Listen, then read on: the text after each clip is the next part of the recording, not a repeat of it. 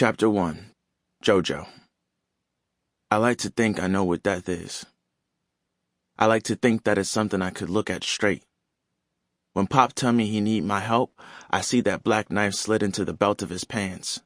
I follow Pop out the house, try to keep my back straight, my shoulders even as a hanger. That's how Pop walks. I try to look like this is normal and boring so Pop will think I've earned these 13 years. So Pop will know I'm ready to pull what needs to be pulled.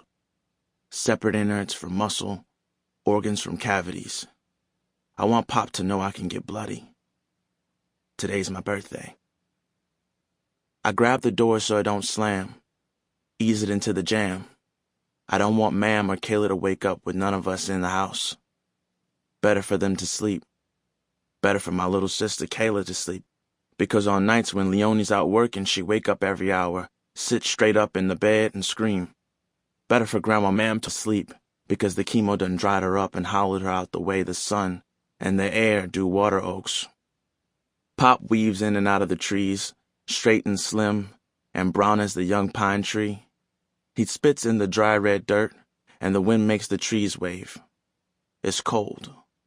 This spring is stubborn, most days. It won't make way for warmth. The chill stays like water in a bad draining tub. I left my hoodie on the floor in Leonie's room, where I sleep, and my t-shirt is thin, but I don't rub my arms. If I let the cold goad me, I know when I see the goat, I'll flinch or frown when Pop cuts the throat. And Pop being Pop will see. Better to leave the baby asleep, Pop says. Pop built our house himself, narrow in the front and long, close to the road so he could leave the rest of the property wooded. He put his pig pen and his goat yard and the chicken coop in small clearings in the trees.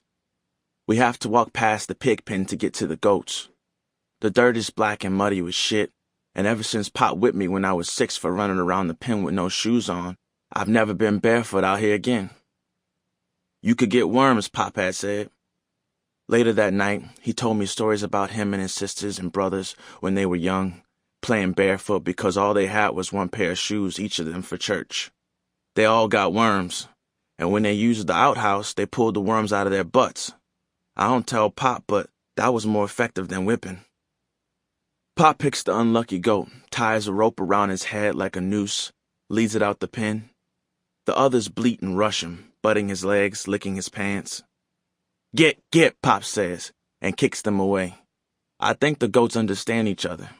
I can see it in the aggressive bust of their heads and the way they bite Pop's pants and yank.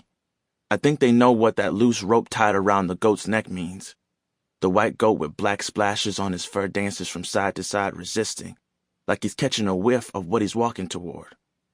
Pop pulls him past the pigs, who rush the fence and grunt at Pop, wanting food, and down the trail toward the shed, which is closer to the house. Leaves slap my shoulders, and they scratch me dry, leaving thin white lines scrawled on my arms. Why ain't you got more of this cleared out, Pop? Ain't enough space, Pop says, and don't nobody need to see what I got back here. You can hear the animals up front from the road. And if anybody come back here trying to mess with my animals, I can hear them coming through these trees. You think any of these animals will let themselves get took?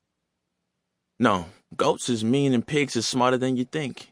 And they vicious, too. One of them pigs will take a bite out of anybody they ain't used to eating from.